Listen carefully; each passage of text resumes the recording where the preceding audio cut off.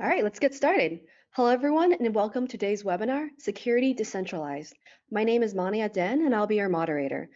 A few housekeeping items to cover about this presentation. First, today's webinar will be available on demand after this live session, and a copy of the recording will be sent to you via email.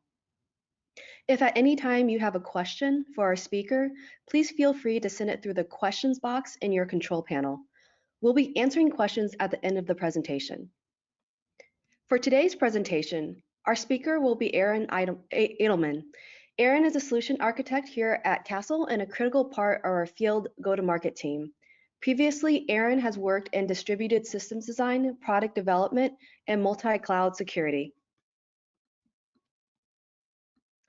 Now, without further ado, I will turn the time over to Aron.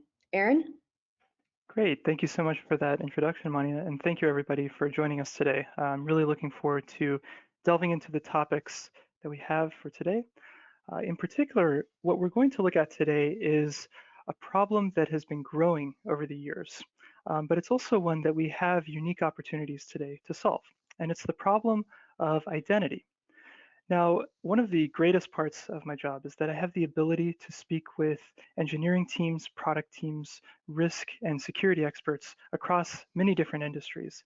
And that has given me insight into many of the shared problems that industries as diverse as gaming and enterprise SaaS and fintech all see.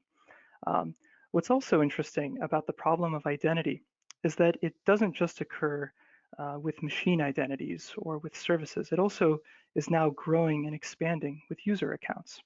So one thing I'd like to do today is look at a brief history of how the perimeter has disappeared and why identity has come to the forefront of security. I'd also like to distinguish what I'll call a principle from identity, then look at how many different principles we're dealing with today, and also consider how a single person might use multiple identities. From there, we'll see why identity is such an easy vector for attack and why it's at risk, and also why we still keep relying on a factor of authentication that is not great, but that is also something that seems to be a necessity at times. We'll look at how we can live with passwords and how we can still ensure that account compromise isn't quite as easy to do. And finally, we'll also have a chance to see how continuous intelligence and continuous authentication can help us secure things past the front door. So starting off, one thing that's interesting about the audience today is that many of us are called architects or engineers, even though we have only a very distant relation to the architects and engineers of old times that built castles and buildings and still build things today, but perhaps not with the same emphasis that they used to. What's interesting to note is that when architecture started, at least civil architecture, it was mostly for the purpose of defense. It was building these huge ramparts and towers to protect a kingdom. And one thing about this model is that everything stopped and ended at the perimeter. The wall was a definitive part of the design.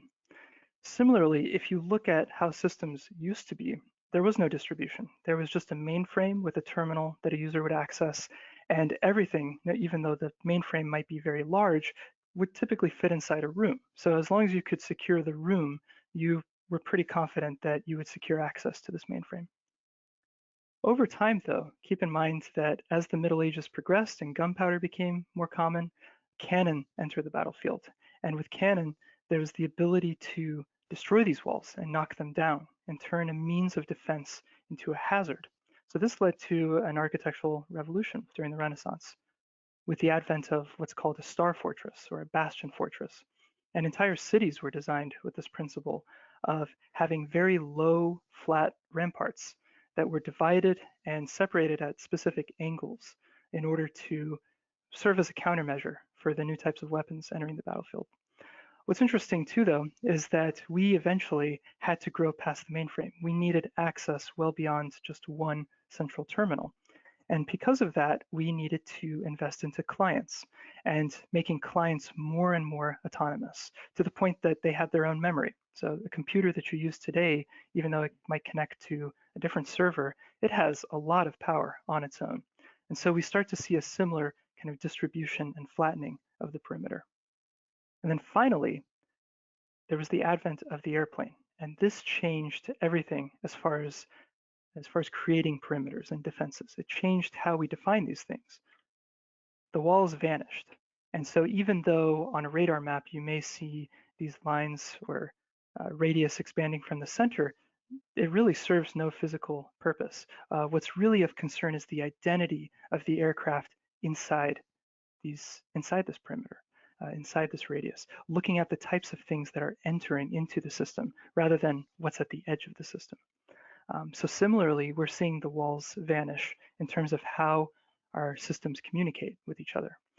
And now through a multitude of devices and through different types of services and through even different types of users, some of them not necessarily human, we see that there's unprecedented access, which is very empowering for users, but also can be very dangerous.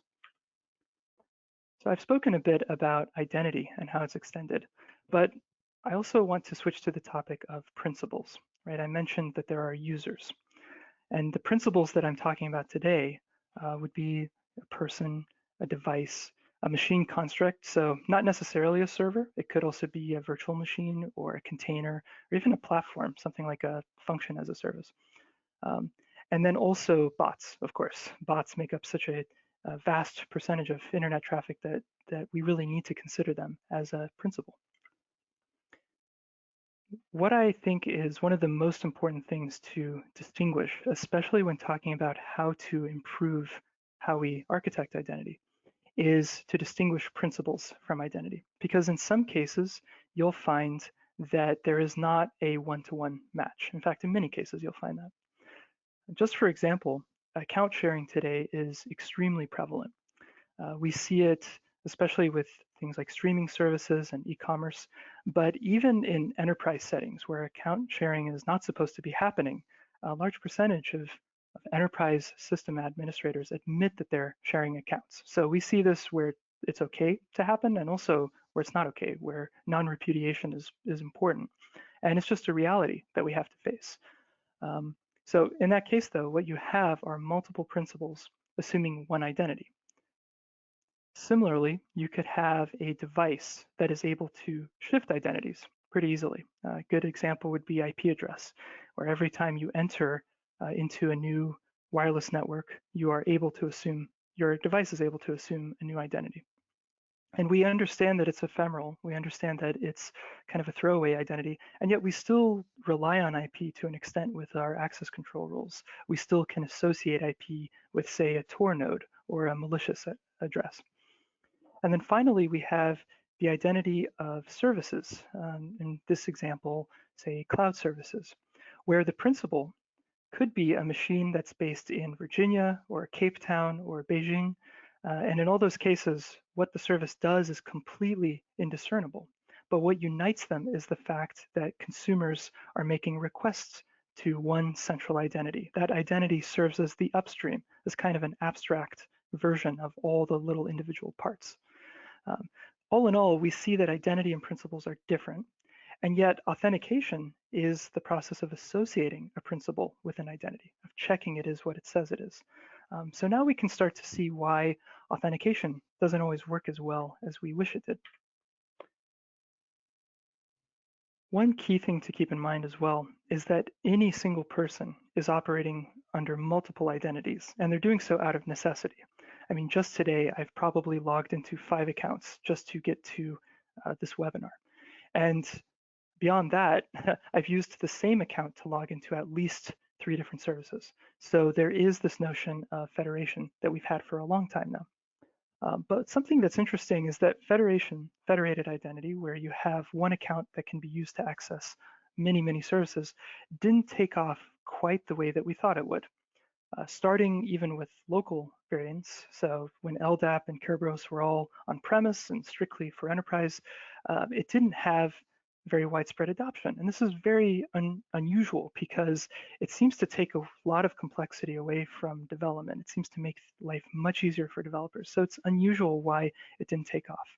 But the reason may also have to do with governance and wanting to have ownership of the authentication flow and of the data that goes through that flow.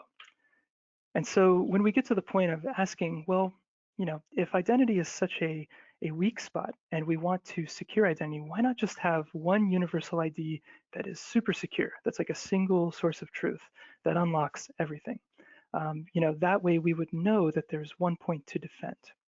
And the problems surrounding it are, there are just so many to count, but they really center on issues of privacy and the problems that may extend from a monopoly. So if one business had control over all of these identities, and how you would manage that and how the trust would work from there.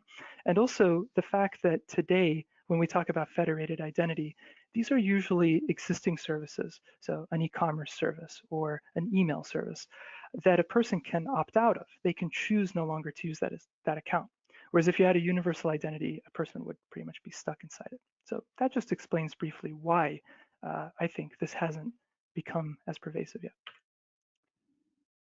Getting back to how identity poses a risk and why we seem to need to reinvent the wheel every time we implement an identity solution. Identity is in many ways for a user account the easiest thing to target. It is easier and it requires a less sophisticated attack than say ARP spoofing or DNS cache poisoning or having the know-how of a cloud service provider to take over credentials and pretend to be a role. Identity is much easier. I mean, any attacker could understand the components involved because they've probably used an account, even if they're very low tech. What's involved is just a set of credentials, and those are much easier to get than many of the other things I've just described. So identity is definitely at risk, and account compromise of some sort also composes a variety of different compromises that we see. So usually an account takeover is also involved in other types of chained attacks. So I want to briefly show one of the ways that we might anticipate some of the problems with identity and how we can stop looking just at the principal, just at the human user, and also consider other principles such as device. So very briefly, this is a demo app and a user has logged into their piggy bank application and we're able to see in Castle the device that they used, the user agent, the location, the time, even the session information and how long they were logged in. But let's suppose that all of a sudden they log in from a very different location. Let's say they jump all the way to India. So first I'll do a normal login.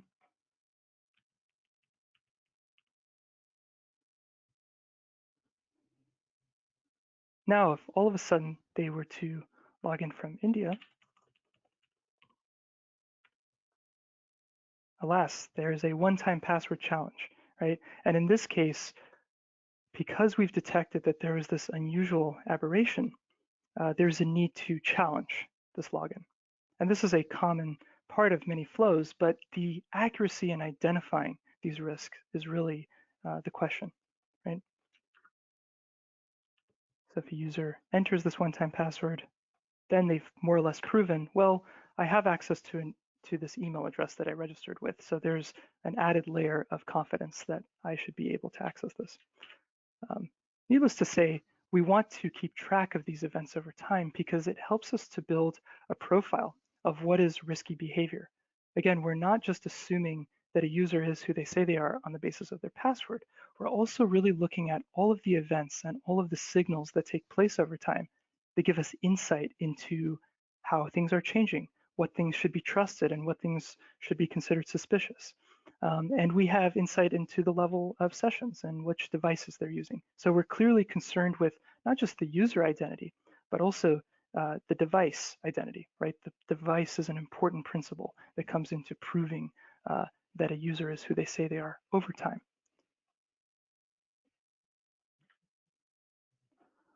So I mentioned briefly that we're concerned with the reliability of factors. Suppose that a person forgets their password. I mean, this happens all the time. It actually happened to me at least once this morning even. And we know that this is just a widespread problem given the complexity of passwords and the fact that we're urged not to reuse them. So we either run the risk of reusing passwords and having an account compromised or forgetting it and needing to go through these extra steps all the time.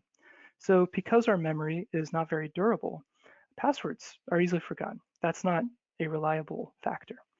But similarly, so much depends now on our devices that if a device is lost or destroyed or stolen, that can be catastrophic for us now. We seem to want to rely on devices as a good kind of safety check, but there's also a lot of risk associated with doing that. Because whereas a password might get forgotten, you're never going to drop it or destroy it. Whereas a phone, if you destroy it, there's really no way to get that back. And especially given that phones are so intimately tied to password management, this can really lead to some major inconveniences if you're using it for your finances, if you have a lot of personal information associated with it, so forth. And then finally, the shining light at the end of the tunnel seems to be biometrics. But there is a limitation there too, right? And it's that biometrics are still not at the degree of accuracy that we would want to have it as a single kind of binary yes or no point of entry.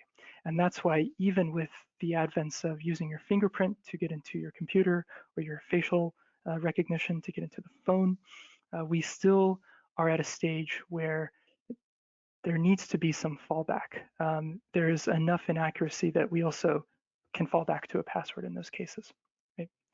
So all in all, even though some of these factors are better or seem to be more accurate than others, or seem to be higher fidelity than others, there is this common problem that each of them seems to be somewhat unreliable, and that we're risking a lot if we stake our claim on one. One thing that I like to do is to think about the minimum factors involved in order to log into an account. Because with all of these biometrics that we have with using our fingerprint and our facial recognition, that may give us a sense of comfort that is actually not really warranted. Once you get past that layer, passwords still come into play. And in fact, if we look at the easiest surface of attack, passwords still persist as something that attackers are going to be focused on. It is much easier for an attacker to somehow phish or socially engineer a one-time password than it is for them to steal the device or even log into the email account that receives that password. So that is still definitely a vector of attack, and that's why we shouldn't have too much confidence just in using our devices. We need to be aware of the fact that ultimately, even one-time passwords are things that we know and things that can be shared. And so we really need to buckle down on this final layer. And it's an interesting problem because we've seen time and time again that shaming customers for not creating complex passwords is just not a useful or realistic solution. It doesn't build trust, and it doesn't get us to a place where we really can ensure better security for them. So we might want to ask, well, why are we still using passwords?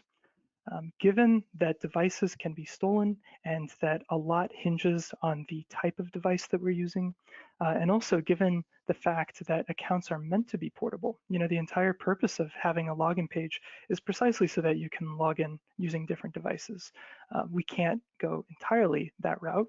And also biometrics are by and large very expensive, and they're tied to specific types of devices. So if you consider the world population and the access to tools that they currently have, it would not be realistic to expect biometrics far and wide, at least not now. So given that, even though passwords can be shared and there's so many issues with them, we still need to confront the reality that they are around for now. And we need to find a way to fall back on devices, behavior, many other heuristic signals that are not purely signature based in order to give us a better security posture in a world where we still use passwords. So how we mitigate risk in that case is by not giving the attacker positive signals when they have a password, when they would otherwise compromise an account. And so that, of course, does beg the question, and I will get to that, don't worry. But first we need to determine that an attacker is actually malicious. And then from there, we can say, even if you have the right credentials, you're not able to get in. That would be the most advanced way of still dealing with passwords. So I want to briefly show an example of an attack in Castle and how Castle is able to mitigate that and to trick the attacker. So I'm going to add a bot in this case. and the bot is going to mount an attack. This is a credential stuffing attack. So very briefly, if this is new to you, unlike a brute force attack or a dictionary attack, where an attacker has a list of passwords or is just really guessing a password for a single attack, in this case, we're assuming the attacker actually has a list of usernames and passwords. And maybe this is something that they stole, maybe this is something that they bought online from a previous data breach, but they already have a set of credentials. So for them, the purpose of this attack is not to guess a password, it's actually to try out sets of credentials and see which of that set is a hit. And from there, they can sell that refined list for a much higher value than what they bought it for. They may not ever even log into the account.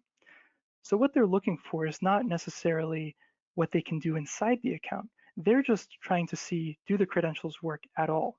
Because if they work at all, that's a good sign that they can sell those credentials for a higher value. So let's go ahead and mount the attack.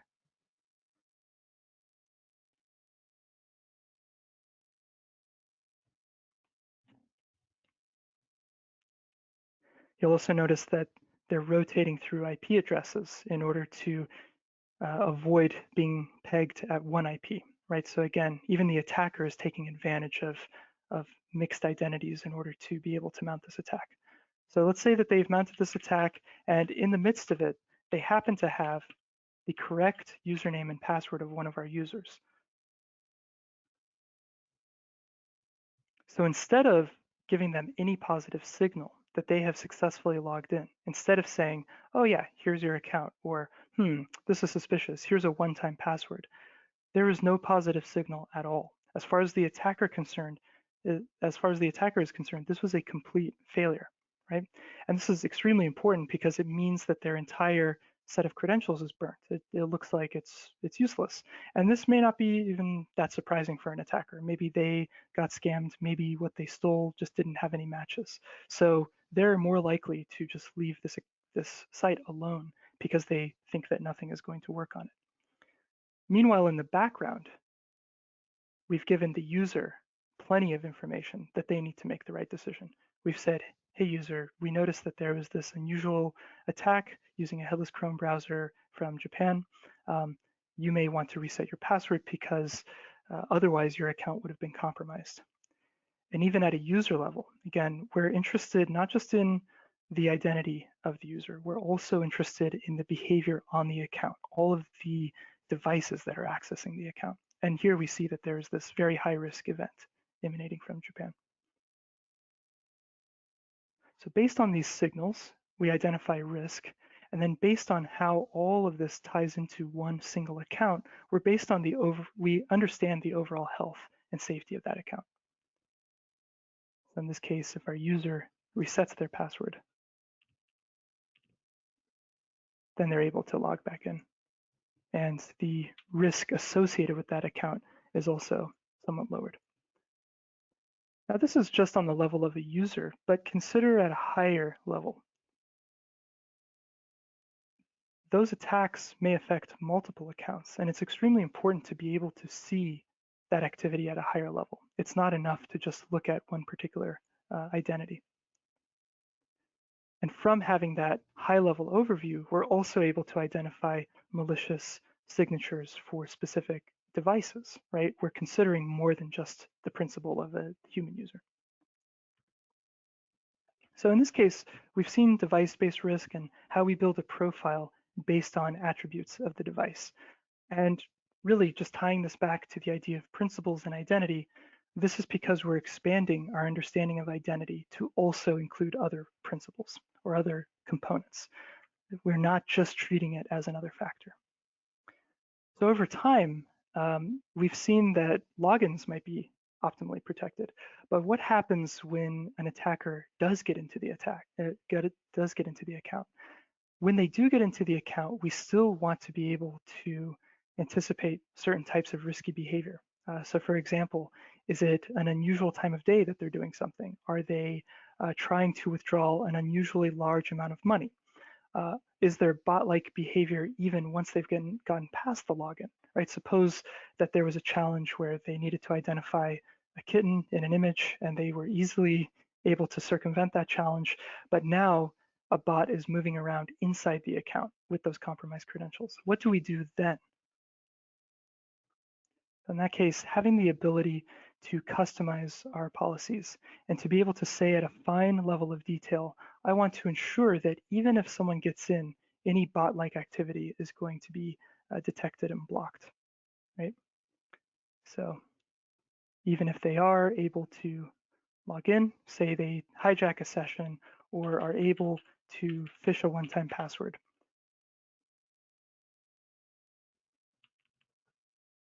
right? And then they try to make a withdrawal.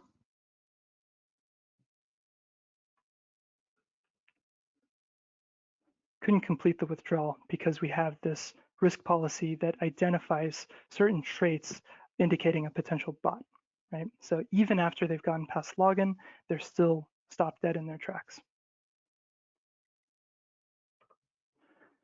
So this is what we really mean by having a fortress with no walls. Again, looking back to this example of radar and how things have changed from being physical walls to being these more abstract walls where we're really looking at identity of the things inside rather than just looking at the barriers, we can start to see how continuous intelligence and spreading our definition of identity to include multiple principles is going to help us build a much more robust strategy for the future. And without further ado, I would love to take some questions. Great. Thank you so much, Aaron. We'll go ahead and take some time for questions now. Just a reminder, if you have a question, please be sure to type your question into the question box in your control panel. All right, so Aaron, let me take a look. So the first question is, you mentioned that federated identity can be limiting. What are some ways identity providers can offer more flexible options? Absolutely. That's a great question, right? Because federated identity is still going to be an important part of the strategy for many development teams. It's much easier to convert users if you're allowing them to use accounts they already have, and the companies that manage the identity providers essentially. They put a lot of emphasis into security, so they're able to devote time and resources to protecting those accounts much better than say, an individual developer using their own native auth might. But as far as the limitations go, yeah, those limitations I briefly mentioned earlier would include things around privacy and also insight into sessions. So one thing that would be extremely important for an identity provider to do to be a flexible solution for this type of improved security we're talking about is to give insight into failed logins. They should have the ability for the customer, for the company that's using them, to be able to see any login attempt and not just the successful logins. That's important in order to get that data about, for example, a spike in failed logins. That would be very important for someone to be able to see. And if an identity provider is too greedy or too reluctant to share that information, then that could actually hamper how a customer is able to protect themselves. So that's one point. Another point, briefly, I would add is that customers should have the ability to terminate sessions. So a company that's using an identity provider, if they detect suspicious activity in the account, they need to be able to end that session. They need to be able to have enough influence over the auth session that they can tell the provider at least, hey, we need to cut this off because something suspicious is underway. As long as those two criteria are met, as long as there's failed login awareness and also the ability to end sessions, then that actually opens up a lot of different doors. Then it becomes a matter of trust and privacy, which I think is a topic for a whole other talk, but appreciate the question. Fantastic, Aaron. We have another question, which is, what are the risks in over-associating a user with their device? Great.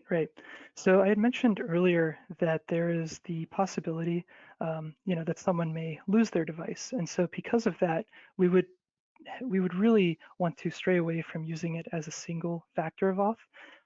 Another problem, and this happens actually a lot especially in countries where cell phone use far outweighs use of a desktop, where authentication almost entirely takes place through a device. So for example, an SMS one-time password is sent just for basic login. In those cases, that becomes the single target for a compromise. And so if there's not a mix of different factors, or at least a mix of different steps involved, that makes it too easy to imitate the device or have malware that's targeted at that specific step in authentication. So it's worth noting that even though a device is a lot less transferable than a password and a lot more identifiable with a person, its lack of durability is a major concern. And so you don't want to put all your eggs in one basket. It's really good if we're just passively observing devices and using them as an additional step rather than having them be kind of the center of the show. Great. Another question was, once biometrics become cost effective, would it be better than device-based authentication?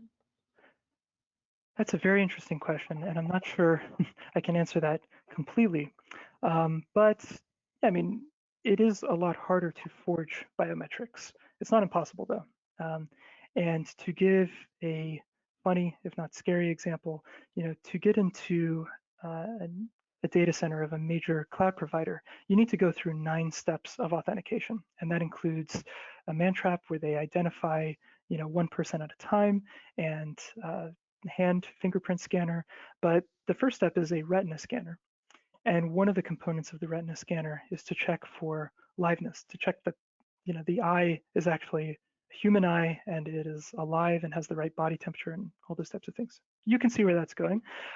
In right now, it would be very hard to forge many of those things, but in 20 years from now, we don't know. It might be a little bit easier. So that is a very time contingent answer. And again, I think the biggest blocker is just that biometrics are expensive and they're not uniform. And they introduce a lot of other privacy concerns that you really might not have with a device, where you just unpackage the device and associate yourself with it. With biometrics, that's never going to change. That's going to follow you your whole life. So we should be careful in how we set up systems that are primarily based on biometrics. Great. It looks like we have one last question for you, Aaron, which Mhm. is, how do you balance privacy with identifying users and devices? How do you balance privacy with identifying users and devices? It's a great question. It's actually one that I run into quite often when working on integrations, because part of the challenge is to see, how much information do we need to make the right decision, and what type of information should we explicitly avoid, right? So a common misconception about personally identifiable information is that a single item could count as PII. A data breach typically means that there is a tuple of information that's getting leaked. So it's not just a list of email addresses, it's a list of email addresses and passwords, right? That indicates something really severe. If it's just a list of email addresses, there's little that an attacker can do to act on that, unless, say, it's an embarrassing website and people don't want to be identified as customers of it. So there is still a privacy concern there, but the major security concern is when there's 2 pieces of information. When it comes to checking a device and an IP address and these types of things, you really don't need that much information, and it's nothing out of the ordinary. You're not asking for more than what people already send to access a website. So there's not much of a privacy issue. What does become an issue, though, is the responsibility in storing this and associating it with accounts. And there are many ways to ensure that you're not putting anyone at risk. So never asking for more than what you need is an important part.